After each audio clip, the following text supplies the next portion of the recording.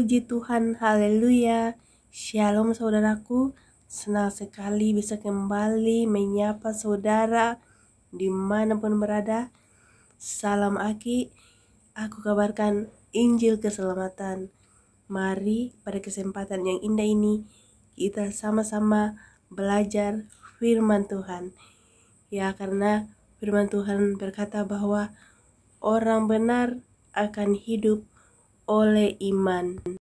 Mari buka Alkitab saudara di dalam Roma 13 ayat 1 sampai 7. Namun yang menjadi ayat nas kita yaitu Roma 13 ayat 1. Tiap-tiap orang harus takluk kepada pemerintah yang di atasnya, sebab tidak ada pemerintah yang tidak berasal dari Allah, dan pemerintah yang ada ditetapkan oleh Allah.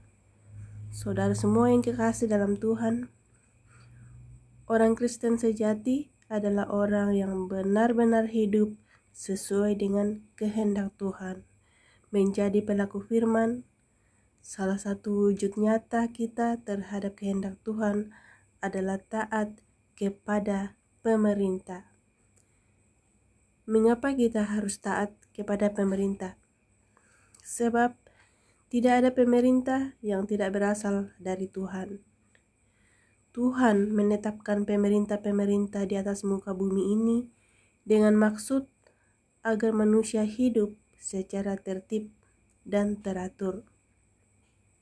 Dengan kata lain, pemerintah adalah wakil Tuhan di bumi.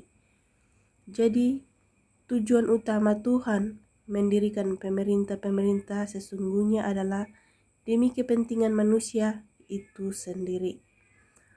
Maka dari itu, Tuhan tidak menghendaki umatnya menentang, memusuhi, atau melawan pemerintah yang sedang berotoritas, sebab barang siapa melawan pemerintah, ia melawan ketetapan Allah, dan siapa yang melakukannya akan mendatangkan hukuman atas dirinya. Kita tidak perlu takut kepada pemerintah asal kita hidup sesuai aturan yang ada, melakukan hal-hal yang baik, sebab jika seorang berbuat baik, ia tidak usah takut kepada pemerintah, hanya jika ia berbuat jahat. Perhatikan firman Tuhan saudaraku di dalam ayat 5. Sebab itu perlu kita menaklukkan diri, bukan saja oleh karena kemurkaan Allah, tetapi juga oleh karena suara hati kita.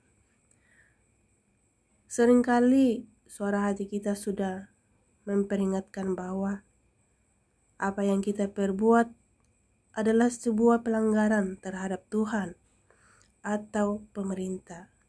Namun kita tetap saja melakukannya. Ini pertanda kita tidak takluk kepada suara hati kita. Jika suara hati mengatakan sesuatu dan kita melakukannya, artinya kita takluk kepada suara hati kita.